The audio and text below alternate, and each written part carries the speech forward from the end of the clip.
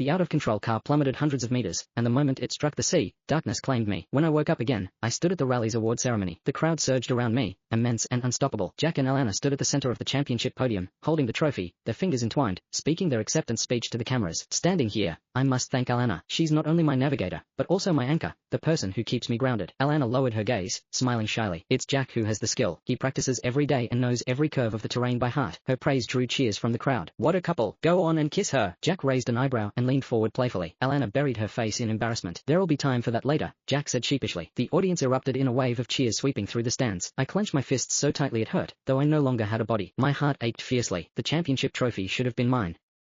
Alana should have been mine. But now, I had nothing. Even this life had been left behind in that race. And the architect of it all, the one I trusted most, had betrayed me. I should have seen it coming. The night before, Alana had asked if I would give up the championship for her. I had been puzzled by how childish it sounded. She was a professional navigator, and I was a professional racecar driver. We both treated the race as if it were our lives. I assumed she was testing me and replied that I wouldn't. She had been uncharacteristically insistent. What if I asked you to lose on purpose? I was baffled and asked what she meant. She brushed it off and changed the subject. Only before I died did I understand. Alana had wanted me to lose the race to boost Jack's racing career. I had been Jack's longtime rival. For years, he had tried every trick to surpass me but had always come second. So she tampered with my car to ensure his victory. Yet she had always hated cheating in races.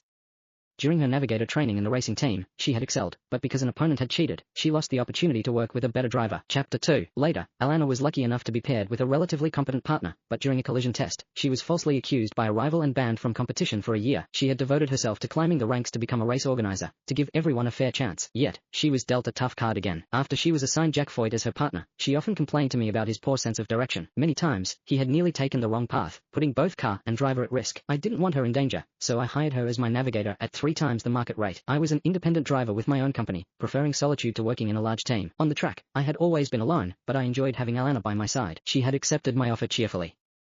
Yet later, perhaps due to Jack, she grew distracted and never joined me on the track anymore. She and Jack began exchanging messages and small gifts frequently. I noticed the subtle change in her feelings toward Jack and brought it up, but she frowned and dismissed my concerns. What do you mean? Jack and I are just partners. We do this only to build rapport and improve coordination so we can win the championship, she said. Do you need me to fight with him for you to be happy? She used the championship as an excuse, but I discovered by chance that she had rejected invitations from more promising drivers to favor Jack. Her heart had already begun to lean toward him. I never expected her to betray her principles for him. Suddenly, a reporter asked, in previous years, the championship always belonged to your fiancé, Louis Senna. This time, it's you and Jack. So, whose win makes you happier? Alana fell silent. It was a sign of her unease. After all, this championship had been wrongfully snatched from me. Jack stepped in front of her. Sorry, this is a race.